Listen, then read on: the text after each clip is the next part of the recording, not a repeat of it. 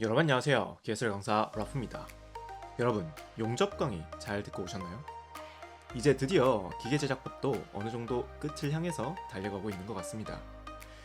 여러분 혼자서도 물론 잘 하고 계시겠지만 아직 흐름 잡는 게 익숙하지 않으신 분들을 위해서 지금까지 우리가 배웠던 기계 제작법의 전체적인 흐름에 대해서 한 번 더 정리를 하고 이번 단원 들어가 보려고 합니다.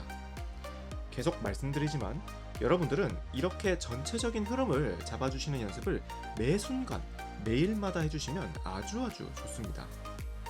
자, 준비되셨으면 같이 한번 들어가 보도록 하죠.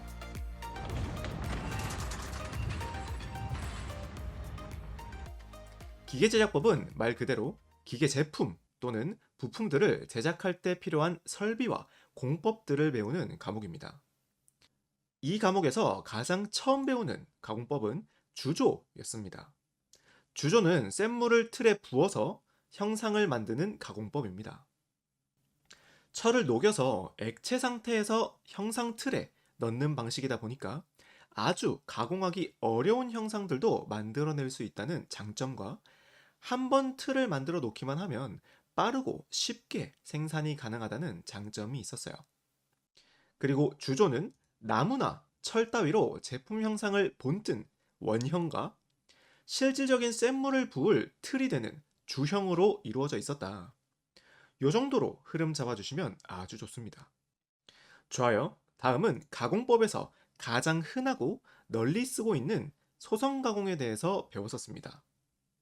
소성 가공은 제품을 자르거나 하지 않고 제품의 소성약을 이용해서 가공하는 방법을 소성 가공이라고 불러줍니다. 소성 가공은 여러 가지 있었지만 대표적으로 망치 따위로 두드려서 가공하는 단조법과 두 개 이상의 롤을 이용해서 가공하는 아변, 빌렛을 뒤에서 밀어서 제품 형상을 뽑아내는 압출, 반대로 앞에서 당겨서 뽑아내는 인발, 그리고 마지막 프레스 가공까지 해서 5가지 정도로 배웠었습니다. 각각 기본적인 흐름들은 당연히 알고 계셔야 하고요. 종류가 좀 많다 보니까 핵심 기출 포인트별로 강의를 해드렸으니까 그 부분들 위주로 공부해 주시면 되겠습니다. 그리고 이전 시간에 배웠던 용접이 그 다음 배우는 가공 방법입니다. 용접은 크게 모재를 녹여서 접합시키는 융접법과 모재를 가열한 후에 압력으로 세게 붙여서 결합시키는 압접, 그리고 모재는 건드리지 않고 제3의 금속을 녹여서 결합시키는 납접으로 이루어져 있었습니다. 납접은 시험에는 잘 나오진 않는 부분이고요. 대표적인 융접과 압접에 대해서 흐름 잡아주시면 좋을 것 같습니다. 여기까지가 우리 지금까지 배웠던 흐름이고요. 흐름 잡아가는 김에 간단하게 뒤쪽 부분도 잡아보도록 할게요. 용접 다음 부분이자 오늘부터 배울 부분은 절삭 가공입니다. 절삭 가공은 말 그대로 제품 일부를 잘라내서 형상을 가공하는 공법을 의미합니다. 절삭 가공은 크게 절삭날, 즉 바이트를 이용한 방법과 숫돌 같은 입자를 이용하는 방법으로 크게 나눌 수 있습니다. 이 부분에 대한 거는 이 다음에 좀 더 자세하게 설명드리도록 할게요.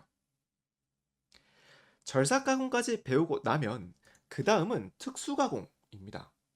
특수 가공은 앞에서 배운 방법들이 아닌 레이저나 아크와 같은 특수한 방법으로 제품을 가공하는 공법들을 배우는 단원입니다. 여기까지 하면 가공에 대한 단원은 모두 끝나게 될 거고요. 마지막 계측기 부분까지 해서 기계제작법 단원들이 이루어져 있다. 이렇게 흐름 잡아주시면 되겠습니다. 어떤가요? 이렇게 보면 큰 틀이 딱 잡히지 않나요? 여기서 여러분들이 공부한 만큼 계속 가지를 쳐 내려가 보는 거예요. 확신컨대 몇 번만 하시다 보면 절대 까먹지 않는 틀이 만들어질 거예요. 이런 게 바로 남는 공부라는 거예요. 자, 서론이 좀 길었는데 이렇게 흐름 한번 다시 잡아드렸고 오늘은 절삭 가공에 대한 전반적인 내용들을 좀 알려드릴 예정입니다.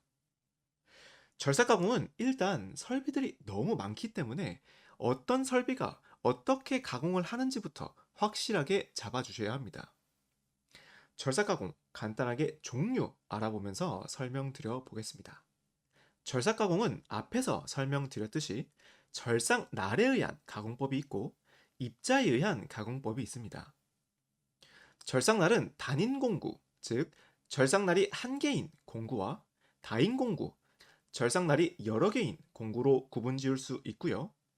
이 친구들이 어떻게 생겼는지 간단하게라도 알고 계셔야 흐름을 잡아가실 수 있습니다. 그래서 단인 공구부터 하나씩 그림으로 매치시켜 볼게요. 단인 공구는 크게 선삭과 평삭으로 나누어 줄 수 있습니다. 선삭은 우리 선반가공이라고 들어보셨나요? 둥근 환봉을 척에 물려가지고 공작물을 회전시켜서 바이트를 이용해서 절삭하는 가공을 선삭이라고 불러줍니다. 전공자분들이라면은 하실 테지만 비전공자분들이라면 조금 생소할 수도 있습니다. 크게는 둥근 제품을 돌려서 바이트로 절삭 가공한다. 이렇게 흐름 잡아주시면 되고, 어떤 설비인지 잘 모르시는 분들은 반드시 강의 중간에 이미지 검색을 한번 해보세요. 딱 한 번만 그림 보고 오시면은 이해도가 완전히 달라지시는 걸 느끼실 거예요. 계속 가보겠습니다. 두 번째, 선삭이 공작물을 회전시켜서 원형으로 가공하는 공법이었다면 평삭은 평면을 가공하는 공법을 의미합니다. 이때 여기 그림은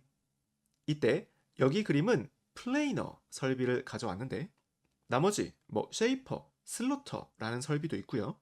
이 친구들이 큰 차이가 있는 건 아니고 쉐이퍼는 절삭날이 전진하면서 깎여 나간다고 하면 플레이너는 절삭날이 후퇴하면서 가공을 한다? 이 정도 차이라고 생각해 주시면 되겠습니다. 요점은 쉐이퍼, 플레이너, 슬로터는 단인 공구에 의한 평면 가공, 즉 평삭에 해당한다. 이렇게 정리해 주시면 됩니다. 계속해서 절삭날에 의한 가공법 중에서 다인 공구 부분입니다. 첫 번째는 밀링입니다. 앞에서 쉐이퍼, 플레이너 부분이 하나의 절삭날로 평면을 가공했다면 밀링은 이 동그란 공구에 의해서 여러 개의 절삭날이 달려 있습니다. 그래서 이렇게 지나가면서 가공을 하는 방식으로 이루어져 있습니다. 다음, 드릴링. 다들 아시겠지만 드릴을 이용해서 제품의 구멍을 뚫는 가공을 의미합니다. 여기까지는 대부분 한 번쯤은 들어보셨을 설비였다면 이후부터는 조금 생소한 단어들이 나올 수 있습니다. 다인 공구의 마지막은 보링입니다. 보링은 드릴링 따위에서 공작물에 미리 뚫린 구멍을 원하는 치수로 정확하게 좀 넓혀주는 공작 기계입니다. 일반 드릴 머신으로 구멍을 뚫게 되면 치수 오차가 크게 날 수 있기 때문에 엔진과 같은 정밀한 부품에는 보링 머신을 통해서 구멍을 좀 더 정밀하게 작업해 준다 라고 생각해 주시면 됩니다. 다음은 입자에 의한 가공입니다. 입자 가공은 다시 연삭 숫돌에 의한 가공과 분말 입자에 의한 가공으로 나눌 수 있습니다. 숫돌은 아시는 분들은 아시겠지만 예전에 우리 집에서 칼 갈아줄 때 숫돌로 많이 갈았었죠. 숫돌 가공에서 가장 대표적인 가공은 연삭 가공입니다. 연삭은 미세한 입자들을 이용해서 가공물의 표면을 정밀 가공하는 방법입니다. 일반 절삭날을 이용한 가공이 표면을 깎아내는 느낌이었다면 연삭 가공은 긁어내는 느낌으로 가공을 하기 때문에 절삭 가공에 비해서 표면이 매끈하고 정밀한 가공법입니다. 그림 한번 체크해 주시고요.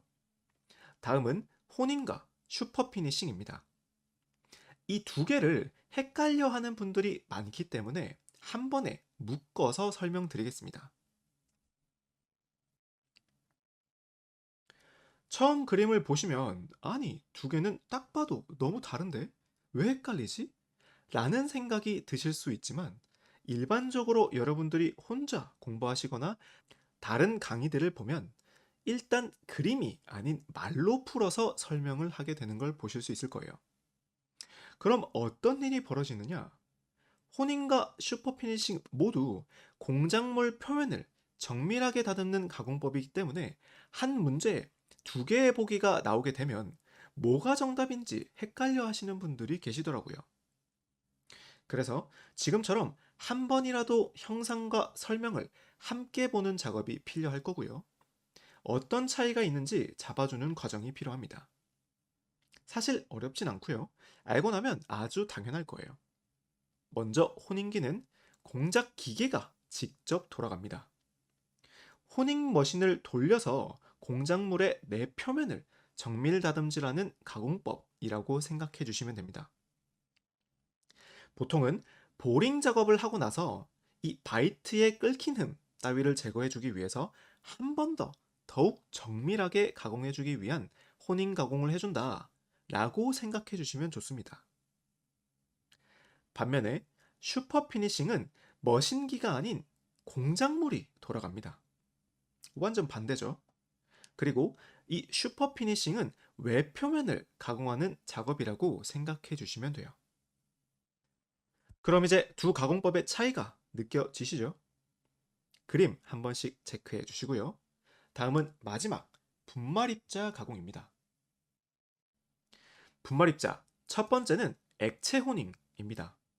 액체 호닝은 압축 공기를 이용해서 연마제를 가공액과 함께 노즐을 통해 분사를 해서 표면을 다듬는 가공 방법입니다. 그림 보시면 쉽게 이해하실 거라 생각하니까 바로 다음 넘어갈게요. 두 번째는 랩핑입니다. 랩핑은 공작물과 머신 사이에 랩제가 들어있는 연마액을 넣어서 표면을 다듬어주는 방법입니다. 그림만 보면 형상이 딱 떠오르지 않는 분들도 계실 것 같아서 조금 비유를 들어보자면 아실지 모르겠지만 목욕탕 가보시면 우리 등 밀어주는 동그란 때밀이 기계 있는 거 혹시 보셨나요? 이 느낌이 랩핑 머신이라고 생각해 주시면 됩니다. 돌아가는 때밀이 머신에 물이라는 랩액을 뿌려주고 등을 살짝 데워주면 머신기가 돌아가면서 등을 가공해주는 느낌인 거죠. 이해되시나요? 이 부분은 여기서 다 보여드리긴 좀 어려우니까 강의 끝나면 한 번쯤 영상들을 찾아보시는 것도 추천드리겠습니다. 한 번만 보시면 금방 이해하실 거예요. 마지막 분말입자 가공은 초음파 가공입니다. 초음파 가공은 말 그대로 가공액과 초음파 진동을 이용해서 표면을 정밀하게 가공하는 가공을 의미합니다. 우리 안경점 가면 안경 세척할 때 어떤 물에 담그고 세척하는 거 보셨나요? 그 친구들이 모두 초음파 가공이구나 라고 생각해 주시면 됩니다. 자, 종류 한번 쭉 설명드렸는데 흐름 좀 잡히셨나요? 이 부분 큰 흐름을 잡아주는 게 아주 중요합니다. 나중에는 어떤 게 무슨 가공인지도 모르고 문제를 막 외워서 풀다 보면 처음에는 되는 것처럼 느껴지시겠지만 금방 헷갈리고 결국에는 처음부터 다시 공부를 하셔야 하는 불상사가 생기시게 될 거예요. 꼭 그림과 한 번씩 매칭시켜 가면서 종류 잘 정리해 주시면 좋겠고요. 다음은 우리 절삭 가공, 즉 가공물을 깎아내게 되면 깎여져 나가는 부분, 칩이라는 게 발생하게 됩니다. 이 칩의 형태에 따라서 절삭이 원활하게 잘 되고 있구나 또는 뭔가 문제가 있구나 라고 판단할 수 있는데요. 어떻게 구분하는지 알아야겠죠? 칩의 형태 한번 알아보도록 하겠습니다. 칩의 형태는 유동형, 전단형, 열단형, 그리고 균열형 네 가지의 칩 형태로 구분되어져 있고요. 각각 설명을 장황하게 해두긴 했지만 전체 흐름을 잡으실 때는 이렇게 공부하지 마시고 앞에서처럼 그림 형상과 어떨 때 발생하는지 짧게 흐름을 매칭시켜 주는 게 좋습니다. 같이 한번 흐름 잡아보도록 할게요. 먼저 딱 보면 유동형 칩이 가장 좋아 보이고 전단형 칩까지는 괜찮아 보이는데 그 밑으로는 좀 안 좋은 느낌이죠. 유동형 칩과 같이 가장 원활하게 칩이 발생하기 위해서는 재료가 연성이면 좋고요. 너무 느린 것보다는 적당한 속도가 있을 때, 그리고 당연히 한 번에 많은 양을 깎는 것보단 절삭 깊이가 작을 때 가장 부하가 적게 걸리면서 예쁜 표면이 가공된다 라고 흐름 잡아주시면 됩니다. 그럼 이제 하나씩 가보는 거예요. 이때 재료가 연하지 않고 취성이 크다면 어떨까요? 가공을 하면서 깨질 수가 있겠죠. 이 부분을 표현한 게 균열형 칩입니다. 균열형은 말 그대로 주철과 같은 취성이 큰 재료를 저속절삭할 때 표면에 균열이 발생하면서 칩이 발생하는 형태를 의미합니다. 균열형의 메인 키워드는 취성이 큰 재료라는 점에 있고요.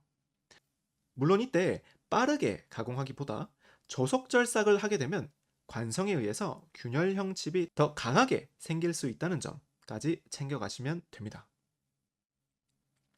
그 다음, 이번에는 취성이 있는 게 아니라 점성이 있는 친구를 가공할 때입니다.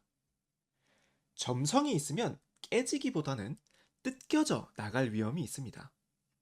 이해되시나요?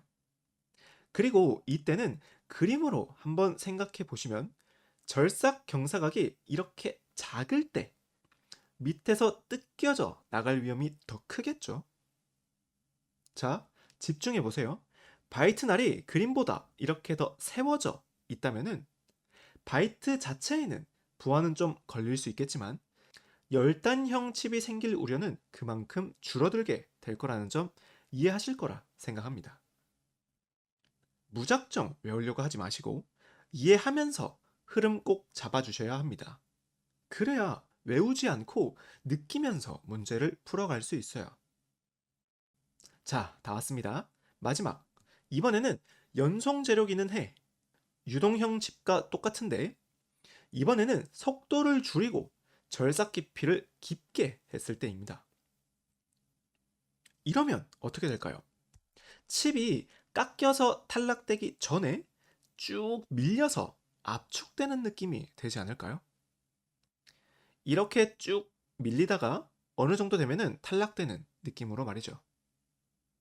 그래서 칩이 이런 형태가 되면 공작물과 바이트에 부하가 많이 걸리고 있다고 생각해 주셔야 하고요. 상황에 따라 판단하셔야겠지만 속도와 깊이를 재조정해 주시는 작업이 필요합니다. 어떤가요? 절삭 가공 흐름 잡히셨나요? 원래는 계산식 부분이 있는데 이 부분까지 설명을 좀 드려보려고 했는데 설명이 좀 길어질 것 같기도 하고 여기서 끊어주는 게 좀 더 좋은 것 같아서 계산 부분은 따로 영상을 만들어 드리겠습니다.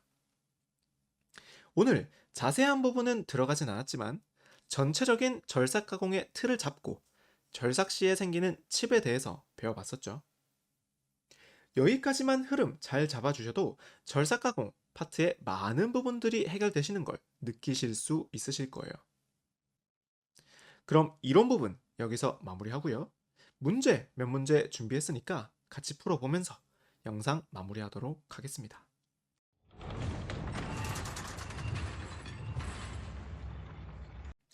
첫 번째 문제는 절삭 가공의 종류 중에 연삭 숫돌에 의한 가공에 해당되는 것은 이렇게 물었어요. 우리 절삭 가공 흐름 잡을 때 절삭 날과 입자 가공으로 나눈다고 했었고 다시 절삭 날은 날의 개수에 따라서 단인 공구와 다인 공구로 나누었었고 입자는 연삭 숫돌과 분말 입자로 나누어진다고 했었어요. 이 흐름 아주 중요하니까 잘 잡아주시고요. 여기서 연삭 숫돌에 의한 가공은 연삭, 호닝, 슈퍼피니싱 정도가 있었으니까 정답 찾아보시면 2번 하시면 됩니다. 간단하죠? 두 번째 문제는 회전하고 있는 공작물의 표면을 숫돌로 가공하는 방법은 이렇게 물었어요. 이론 시간에도 말씀드렸지만 혼인과 슈퍼피니싱 구분하는 방법이 공작물이 회전을 할지 숫돌이 회전할지로 구분한다고 했었고, 이 문제는 공작물이 돌아간다고 했으니까 2번 슈퍼피니싱 하시면 됩니다. 세 번째는 절삭칩의 형태 중에서 가장 이상적인 칩은, 이렇게 물었어요. 절삭칩은 유동형, 전단형, 열단형, 그리고 균열형, 이렇게 네 가지로 나누어진다고 했었고, 가장 이상적인 칩은 유동형 칩이다 라고 했었으니까 답 2번 하시면 됩니다. 어떤가요? 여기까지 흐름 잘 잡히셨나요? 흐름 잘 잡아주셨다면 문제 풀이는 전혀 어렵지 않으셨을 거라 생각합니다. 절삭 가공 파트는 한 번에 모든 흐름을 다 잡아드리기에는 좀 양이 많기 때문에 몇 강의 더 찍어서 설명드릴 예정이고요. 그 중에서 전체적인 흐름을 잡는 게 가장 중요한 부분이니까 오늘 영상 잘 정리해 주시기 바랍니다. 그럼 오늘도 강의 들어주시느라 너무 고생 많이 하셨고요. 다음 강의는 더 좋은 영상으로 찾아뵙도록 하겠습니다.